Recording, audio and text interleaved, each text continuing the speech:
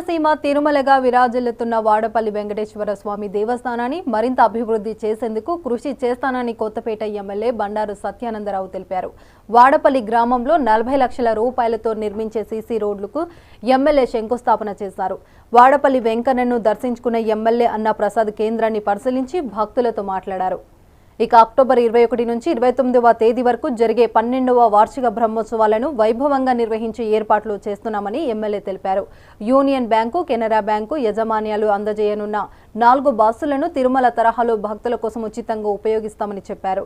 Dormitory, mobile toilets, ఉచిత bus సౌకర్యం కల్పిస్తున్నామని తెలిపారు. ఐడీఎఫ్సీ ఇచ్చిన ₹1 కోటి విరాళంతో నడక మార్గంలో మొబైల్ టాయిలెట్స్ ఏర్పాటు చేయబోతున్నారని ఎమ్మెల్యే తెలిపారు. అన్నప్రసాదం స్వీకరించిన తర్వాత మంచినీటి గ్లాసు చూపించిన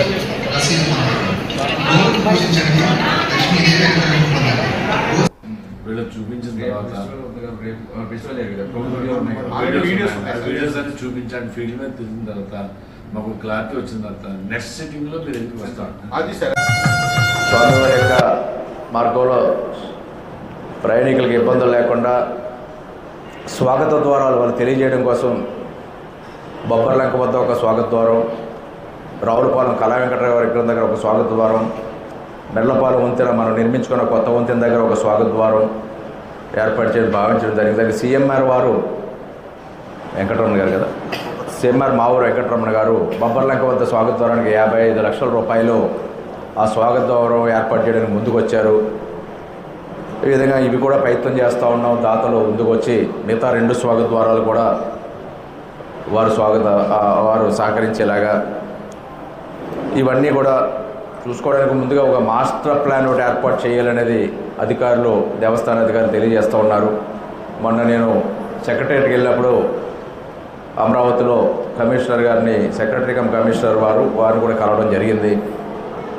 కొత్త డీసీ గారు వచ్చిన వెంటనే ఇమీడియట్గా మాస్టర్ ప్లాన్ అప్రూవ్ చేయడానికి చర్యలు తీసుకుంటారని కమిషనర్ గారు చెప్పడం, అదేవిధంగా డీసీ గారు వచ్చిన వెంటనే వాళ్ళు కాంటాక్ట్ చేసి ఇప్పుడు వస్తున్నారండి, వాళ్ళు వచ్చేసారు. గురుగామలు వాళ్ళు వచ్చేసారు.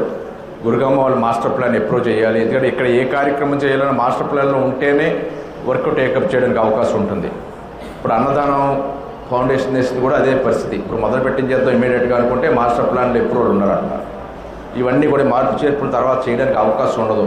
ఒక స్పెసిఫిక్ డిజైన్ మాస్టర్ ప్లాన్ చేయడం జరుగుతుంది. ఎక్కడ ఏది ఉండాలనేది వారు నిర్ణయిస్తారు. ఆ ప్రకారం ఈ మాస్టర్ ప్లాన్ ఎప్పుడు కూడా త్వరితగతిన పూర్తి చేసుకుని అన్నదాన భవనాన్ని కూడా మొదలు పెట్టడానికి, దాన్ని పూర్తి చేయడానికి కూడా ఎంత వీలైన తొందరలో చేయడానికి ప్రయత్నం చేద్దాం.